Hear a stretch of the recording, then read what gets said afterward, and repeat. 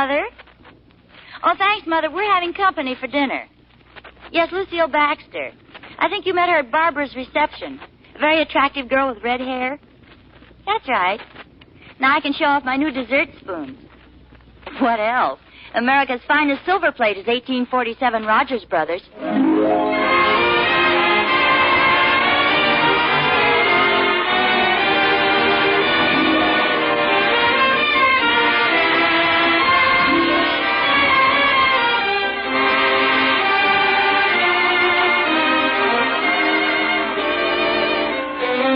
America's finest silver plate is 1847 Rogers Brothers. From Hollywood, International Silver Company, creators of 1847 Rogers Brothers Silver Plate, presents The Adventures of Ozzie and Harriet, starring America's favorite young couple, Ozzie Nelson and Harriet Hilliard.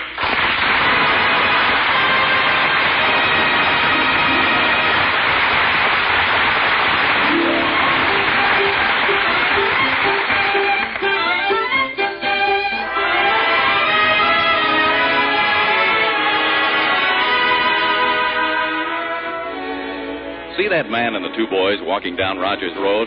That's Ozzie Nelson and his two sons, David and Ricky. David is 12 now, and yes, it doesn't seem possible, does it? Ricky is 8.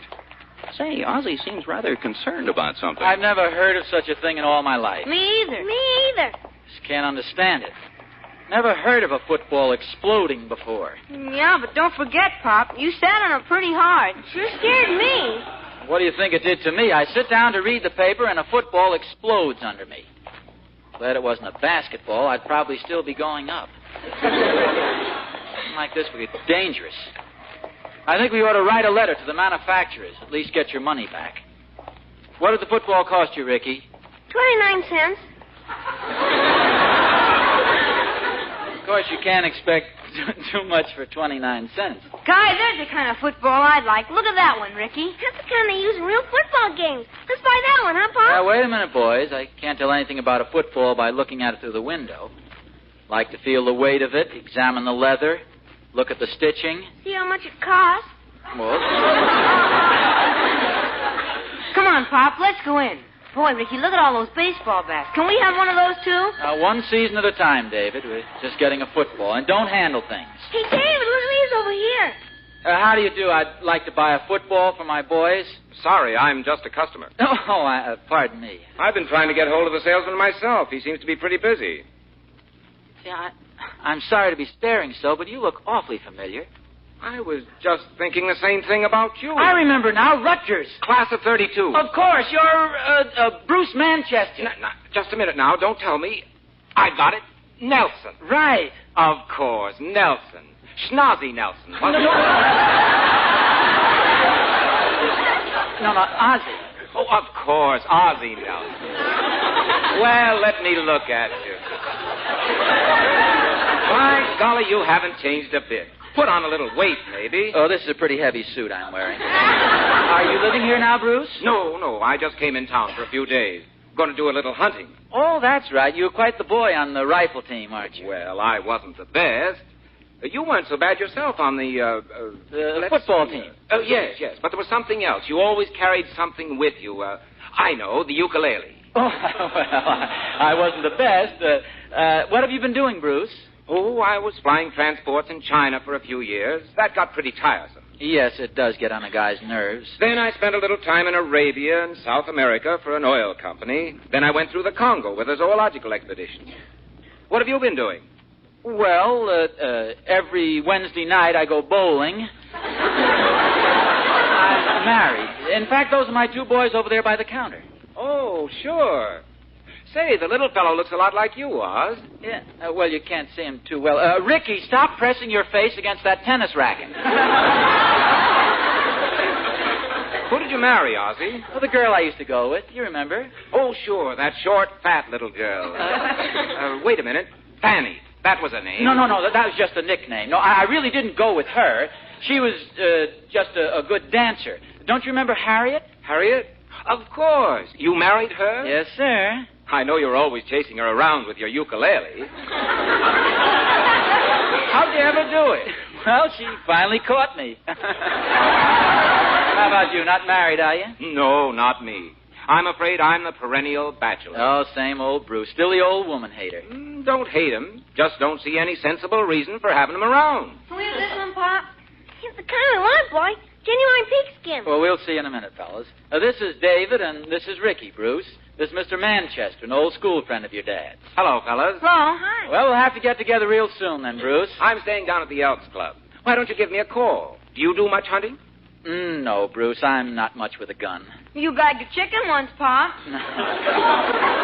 I didn't shoot him, David. I ran over him with the car. Well, I'll give you a ring, Bruce, and maybe we can do something. Sure thing. Nice seeing you again, Ozzie.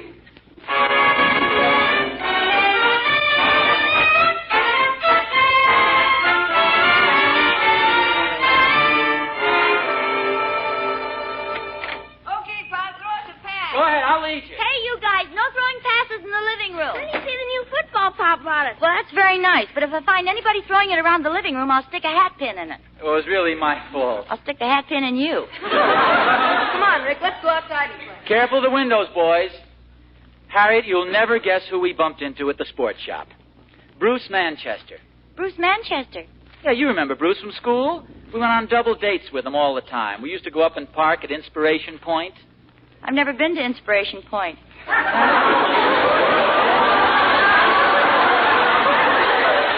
Oh, that's right. It was Bruce and myself and Danny and Bob. The four of us guys from astronomy class used to go up there. Was he that black-haired fellow who always used to smoke a pipe? Yeah, that's right. The good-looking guy, big outdoor stuff. He's going on a hunting trip, staying down at the Elks Club for a few days. Why didn't you ask him out for dinner? Bruce? Oh, I doubt if he'd want to come. He's strictly the confirmed bachelor type. He'd be bored to death having dinner here. I've invited Lucille Baxter over. I don't think he'd be exactly bored to death.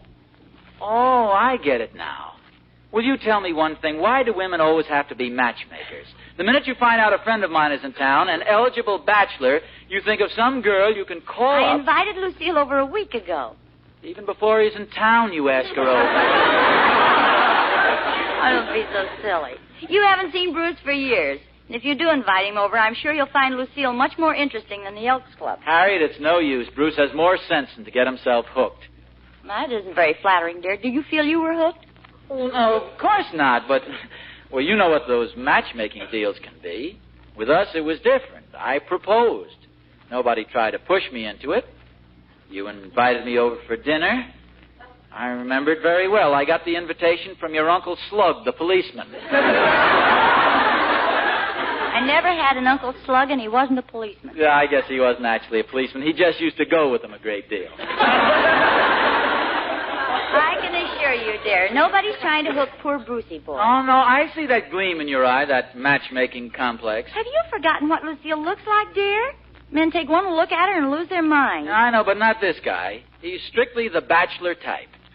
I dare you to invite him over. I double dare you.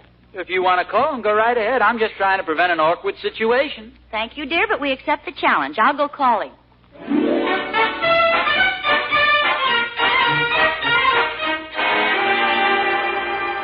Hi, Oz. Beautiful day, huh? I think so, Thorny. It's a little too windy for me. Oh, this is the kind of day I like. That wind's from the west. I don't care where it's from. It's too cold for me. You don't understand, Oz. When the wind's from the west, it blows the leaves off my lawn onto your lawn.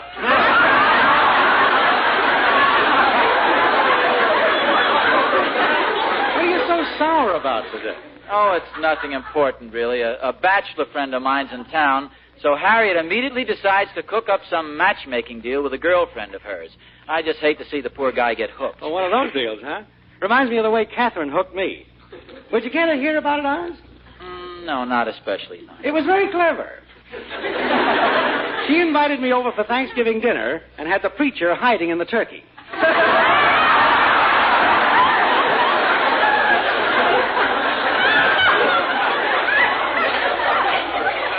Tony, why is it that women are always trying to push people together and get them all married? Oz, there's nothing wrong with marriage. It's a great institution. I believe every man should be happily married, whether he likes it or not. Yeah, I agree, Thorny, but this is a little different. This is a fiendish, typically feminine scheme. Here is a guy, a happy bachelor, lives at the Elks Club, eats in restaurants. So Harriet's going to cook this guy a home-cooked dinner. I bet she's making those candied yams. Yeah, and a roast all spiced up. She cooks it with bay leaves and with thick brown gravy. And I'm leading this poor guy right into the trap. Oz, how could you? He could be eating at the Elks Club or the drugstore. Oh, the poor devil, missing one of those drugstore dinners. He's also having fruit salad. With that thick whipped cream on top? Yeah, and hot biscuits with butter and apricot preserves. Oz, if I had a stick, I'd beat you. I deserve it, Thorny. And that's not the worst. Listen to this. This girl, Lucille, she's absolutely beautiful, Thorny.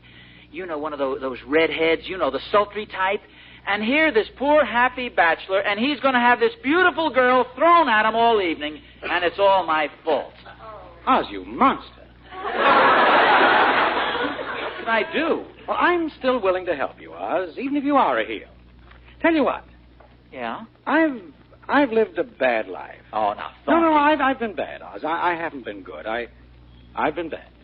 Thorny, what are you talking about? I deserve punishment. Spare that poor boy, Oz, and invite me.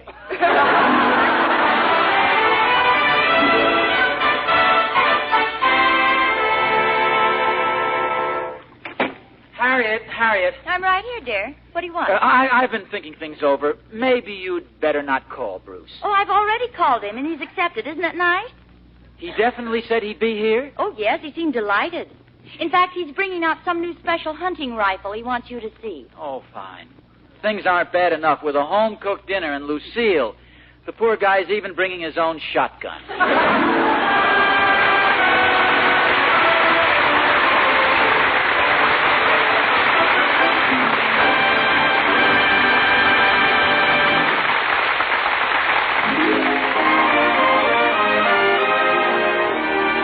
I think I'll go over and stand under the Nelsons' dining room windows tonight. I'd certainly like to get a look at that Lucille girl. Gosh, if she's everything Harriet says, well, she must be like 1847 Rogers Brothers. Sure, 1847 Rogers Brothers is completely irresistible. And it's no wonder. There's no other silver plate in the world that's so beautifully created. Into each piece goes incomparable skill and workmanship. You see that in every detail. In the lovely pattern ornaments, for example. They're more highly raised, more deeply carved. And then there are those exquisite open-work knife handles, gem-like in their finish and beauty. Only 1847 Rogers Brothers has such features so like solid silver. 1847 has extra luster, too, a special weight and balance that set it apart. When you see 1847 Rogers Brothers, you'll know it's irresistible, because it's the best, the finest silver plate in America. And that's what you want. So see it at your silverware dealers tomorrow. The one and only 1847 Rogers Brothers.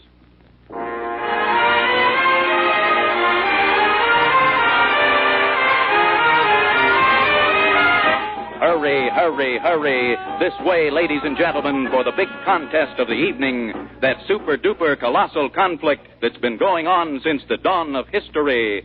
Man versus woman.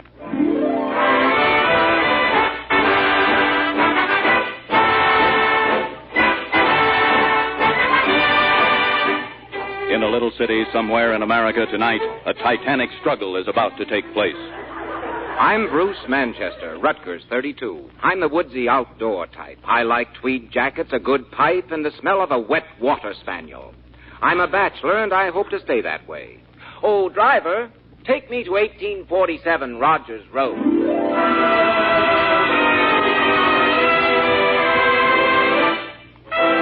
I'm Lucille Baxter. At present, I'm basking in single blessedness, but I must admit I'm looking for the right man. Harriet! Lucille, come on in, dear. Yes, folks, there you have it. What will happen when the irresistible force meets the immovable object? Will Mr. Manchester give Miss Baxter the cold shoulder? Or will lovely Lucy cook Bachelor Brucey's goosey?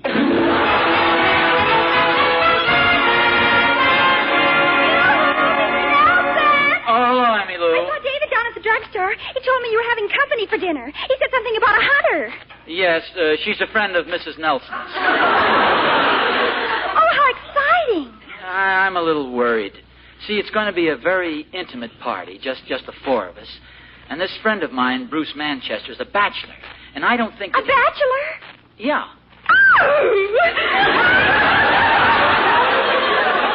Go on, Mr. Nelson. Well, you see, the girl... Would you do that again, please? Of course.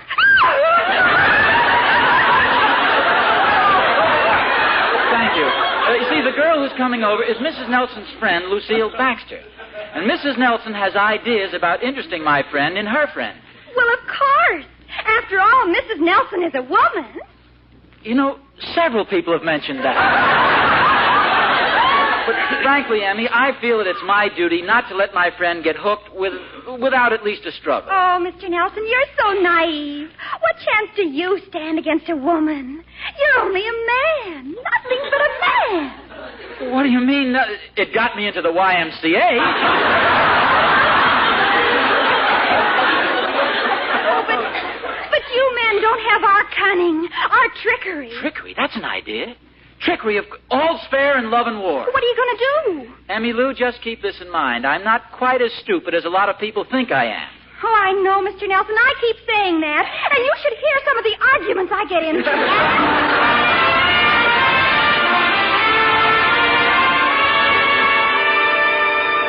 And this is Bruce Manchester, Lucille. This is Lucille Baxter. How do you do? Hello, Miss Baxter. Bruce, why don't you and Lucille sit over here on the couch? Well, that's a good idea. Sit right here, Lucille. Thanks. Bruce, you sit here on the other side of me. I understand you're quite a sportsman, Mr. Manchester. Oh, yes, Well, Bruce is quite a sportsman. Hunting, fishing. Of course, we married men don't get to do things like that. You know how marriage is. It ties you down. Lucille, don't you do a little hunting? Just a little. I'm not very good at it. Nobody's ever taken the trouble to teach me. Well, Miss Baxter, I say, certainly... Bruce. Yes? Shot any good animals lately? Not lately. The hunting season just opened. I imagine it's a lot of bother teaching a woman how to hunt. Although I'd love to learn. I'd be only too glad Say, to show Bruce, you. Bruce, remember Jim Marshall? Jim Marshall? Oh, sure, Oz. As I said, Miss Baxter, if you're... A great guy, really a like... great guy. Ozzie, stop interrupting. Oh, was I interrupting? I'm sorry. What were you saying about Jim Marshall, Bruce? Well, I was just saying that... I wasn't saying anything about Jim Marshall. Jim Marshall? Oh, a great guy, yes. He's married now, all settled down. Children, a wife, kids, all tied down.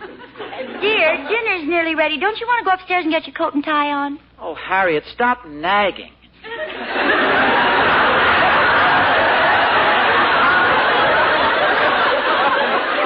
Well, you know I always dress like this at home. That's the way it goes, Bruce. When you're first married, you dress up. But after a while, you learn to relax.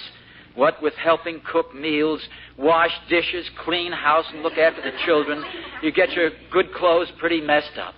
Those hunting trips of yours, they must be pretty exciting, Bruce. Oh, fairly so, Harriet. I don't imagine you'd like a woman along on a hunting trip. Oh, no. They probably just get in the way. Oh, certainly. Oh, no. No, as a matter of fact, most of the fellows are married. They bring Well, no. their wives along. The women do the cooking. Well, it's no. very nice. I know, but poor little old me would only get in the way. Speaking of the old gang, Bruce, remember Larry Scott? Poor Larry. Something happened to him? He's up there now, Bruce. Larry died? No, he and his wife are living above a garage. Places are so hard to find now. There's a big housing shortage. Couples are living in tents and trailers. You mean you actually don't mind having a wife? the towns. Not at all. In fact, it gets pretty lonesome for me. I'm the only bachelor in the crowd. Oh, poor little you. Yeah, a lot of young married people living in piano crates or boxcars. A big housing shortage. Oh, dear, I smell something burning. I think it's my roast. Pardon me. Home-cooked meals, the joys of marriage. Home-burned meals is more nearly the truth. It happens all the time. Personally, I like meat well done. It gives it a nice woodsy sort of flavor. Well, we might just well go into dinner. When you smell it burning, you know it's ready. Everything all right, Harriet? Oh, I hope so. I'm afraid the meat's going to be pretty well done. I caught it just in time. Come on in, folks. You won't have to coax me, Harriet. I haven't had a good home-cooked meal in ages. Well, don't be afraid to eat, Bruce. There's plenty of everything. What's that old quotation about eating a hearty meal? The condemned man Never mind, ate... dear.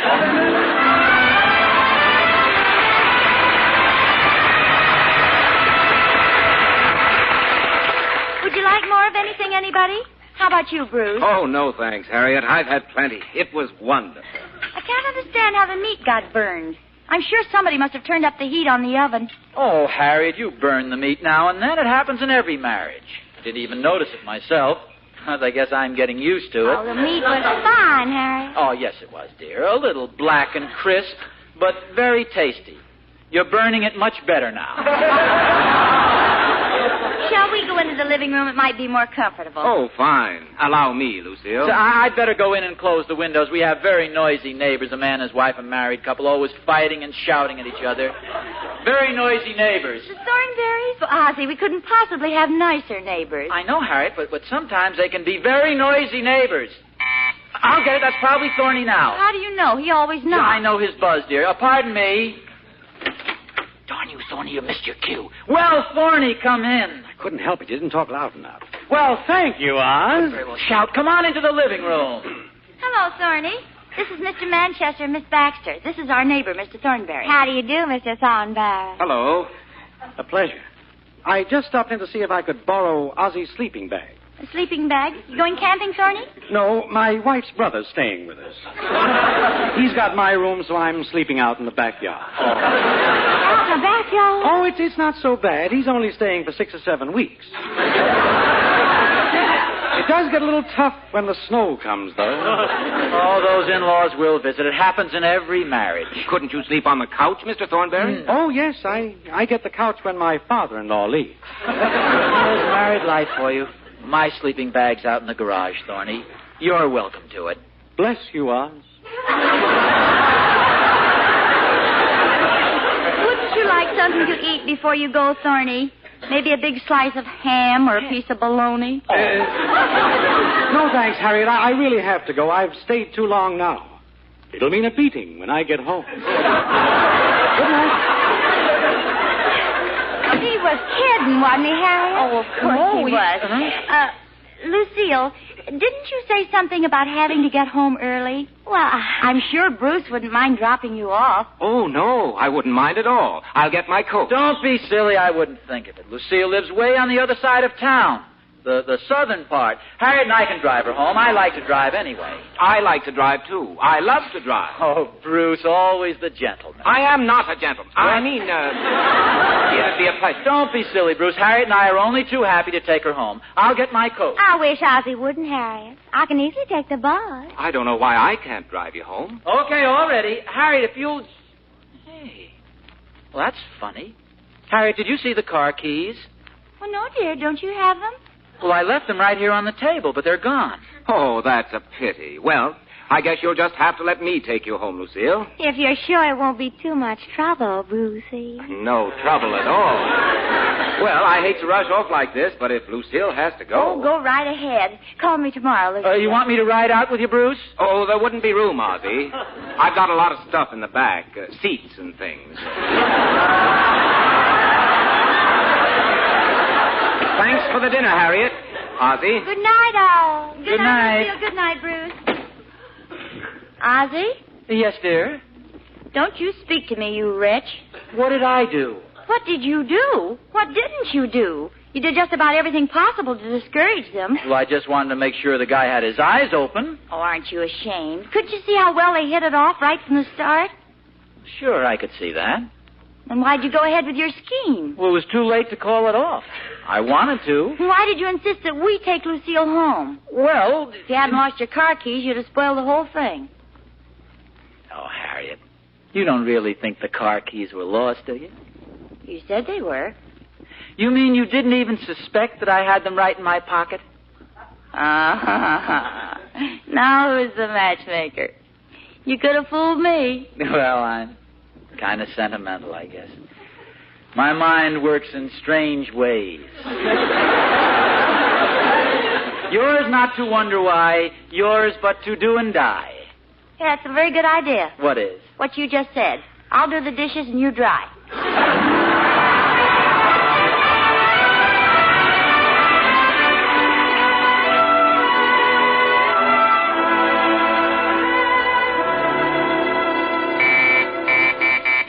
Okay, we're coming. Who in the world could be ringing the doorbell at this hour of the night?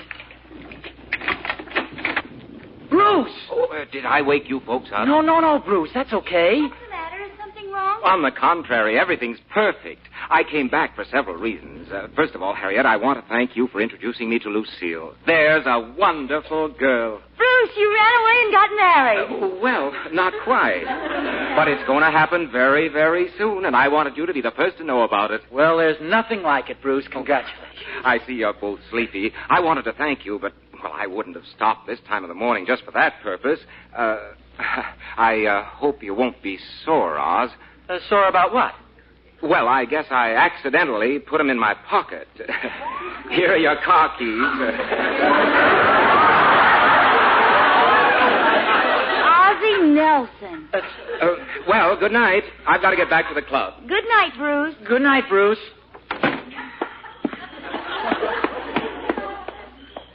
Say, Bruce. Oh, Ozzie. Did the door close on you? Yeah, the wind, that is, I think I'll stay down at the Elks Club, too, tonight.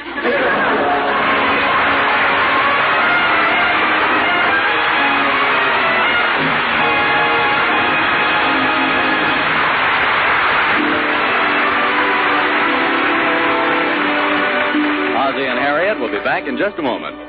Well, Ozzie did his darndest, but nothing could keep Lucy and Bruce apart, I guess. They're just like metal and a magnet. Like cheese and a mouse. Like a woman and 1847 Rogers Brothers silver plate. Oh, if you just waited a minute, Mr. Smith, I would have said that myself. You would? Uh-huh. Yesterday I put on my hat, walked down Rogers Road, went into Mr. Jonathan's silverware store, and found the love of my life. A 52-piece chest of 1847 Rogers Brothers. Golly, we were made for each other. Why, sure. That's the way every woman feels about 1847 Rogers Brothers. Those patterns. Adoration, eternally yours, first love, and remembrance. They're really beautiful, aren't they? And they're designed to suit every taste, every scheme of decoration. The price is right, too. My 52-piece silver chest with 8 place settings in it cost me under $65. Well, that's the wonderful thing about 1847 Rogers Brothers. The craftsmanship is so incomparable, and yet the price is so reasonable. In fact, 1847 hasn't gone up a penny since 1945. Don't you think everybody ought to see 1847 Rogers Brothers tomorrow? That I do. Everybody, go see 1847 Rogers Brothers tomorrow. The finest silver plate in America.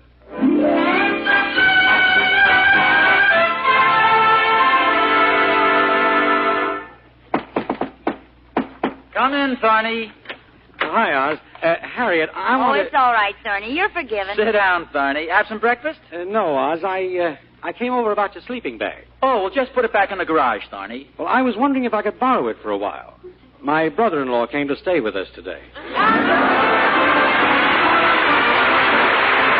Tune in again next week to another adventure of Ozzie and Harriet, starring Ozzie Nelson and Harriet Hilliard. And remember, America's finest silver plate is 1847 Rogers Brothers. Yes, Harriet, America's finest silver plate is 1847 Rogers Brothers. Appearing in support of Ozzie and Harriet were John Brown, Janet Waldo, Henry Blair, Tommy Bernard, Lorene Tuttle, and Donald Woods. Original music was composed and conducted by Billy May.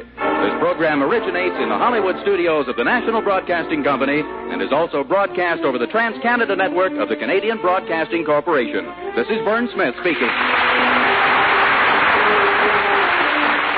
This is NBC, the National Broadcasting Company.